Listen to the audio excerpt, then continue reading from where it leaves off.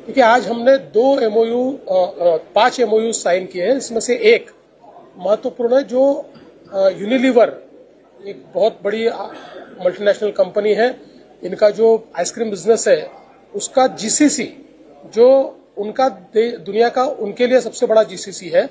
वो पूना में लोकेट करने का उन्होंने निर्णय किया हुआ है। और पूना में हमारे साथ उन्होंने इसका आज एमओयू भी किया, और इसके आने से जीसीसी की जो इकोसिस्टम है उसको एक बहुत बड़ा बूस्ट पूना के अंदर मिलने वाला है। इसके अलावा हमने जो हमारे भारतीय फंड्स है उनके साथ एक एमओयू किया है, जिसमें ये हमारे सारे भारतीय फंड्स 4,07,000 करोड़ रुपया एमएमआरडीए को दे रहे हैं। एमएमआरडीए के जो प्रोजेक्ट्स है, चाहे फिर वो रोड्स के प्रोजेक्ट्स हो, टनल्स के प्रोजेक्ट्स हो, पीने के पानी के प्रोजेक्ट्स हो, हाईवेज के प्रोजेक्ट्स हो, कोस्टल रोड जैसे प्रोजेक्ट्स हो, या फ्लाईओवर जैसे प्रोजेक्ट हो, सारे के सारे उनके जो प्रोजेक्ट्स है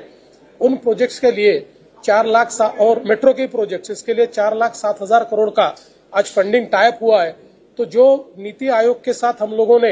एमएमआर रीजन को 1.5 ट्रिलियन की इकोनॉमी बनाने का एक रोड मैप तैयार किया है, उसके लिए जो इन्वेस्टमेंट हमको करनी है उस इन्वेस्टमेंट का आज टाइप हुआ है। मैं ऐसा मानता हूँ हिस्टोरिकल इस प्रकार का टाइप हमने किया है।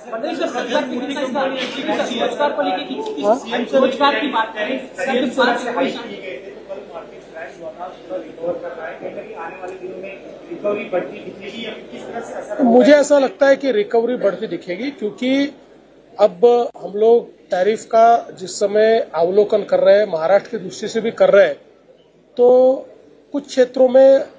वो टैरिफ हमें हिट करेंगे, लेकिन ओवरऑल इन टैरिफ के कारण एक बिजनेस अपॉर्चुनिटी भी हमारे लिए तैयार हो रही है,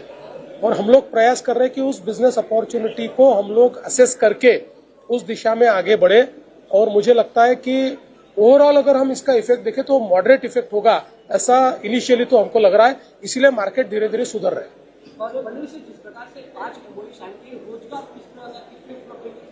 देखिए, इसमें जो जीसीसी है, जीसीसी में तो अच्छा रोजगार निर्माण होगा, और बाकी जो 4 एमओयू है ये इंफ्रास्ट्रक्चर के फंडिंग के एमओयू। तो इंफ्रास्ट्रक्चर में जब पैसा लगता है तो उससे सबसे ज्यादा रोजगार तैयार होता है, तो बड़े पैमाने पर रोजगार का निर्माण होगा।